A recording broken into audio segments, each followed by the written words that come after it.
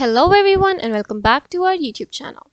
In today's video, we'll talk about how to create and manage Google Forms.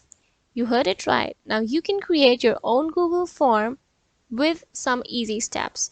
So without wasting a minute, let's get started.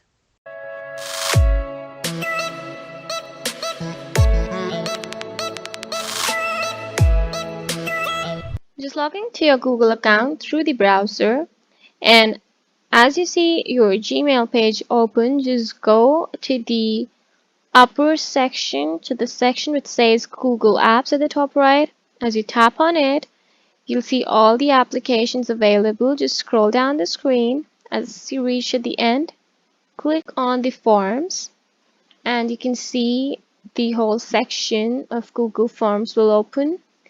So now, to make a new form, either you can select a template from these default templates for specific purposes, or you can create another for yourself. So for now, I'll just choose a template. Let's just say contact information.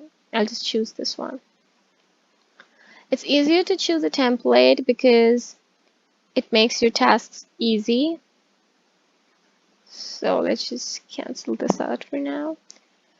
Now, in this section, it's not necessary that you have to write contact information. You can change it to anything. You can change it to name and other details, or you can just keep name, and the other person who's filling up the form will have to write a name here, or you can just tap organization name, or just tap email address, for example. After that, you can see the template makes the task easier because it already has a name which is marked as essential.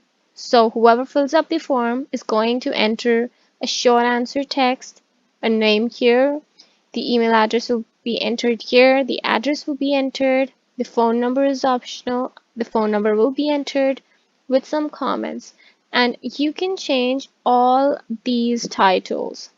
So if you don't want the person in the form, you don't want the comment section, you can directly change it to feedback. Enter. That's it. If you don't want the phone number, you can change it to organization name. And you can even set the preferences. If you don't want the address, you can change it to phone number. If you don't want the email, you can change it to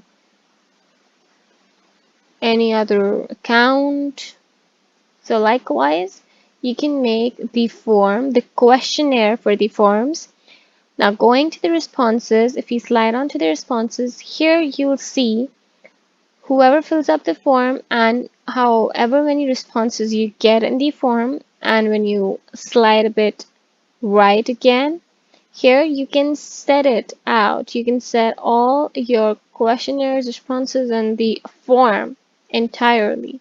You can either make it a quiz, you can adjust the responses and presentation of your form, or you can just set the default settings. So yeah, that's it. That's how you make a form. You can make as many changes as you please. You can set the answers as paragraph, short answer, bullet points, anything, file upload as well. You can change these preferences for the applier. So you can duplicate, means that you can copy paste the whole thing in another section. You can delete the whole thing if not required. You can mark it as required or not. So if you turn it off on the form, it'll say that this section is not required. But if you turn it on, then the other person who's filling up the form will definitely have to enter their email addresses as asked in the title. So that's about it. Thank you for watching the video till the end. If you liked the video, do not forget to subscribe our channel and hit the bell icon below for all the latest updates. Thank you.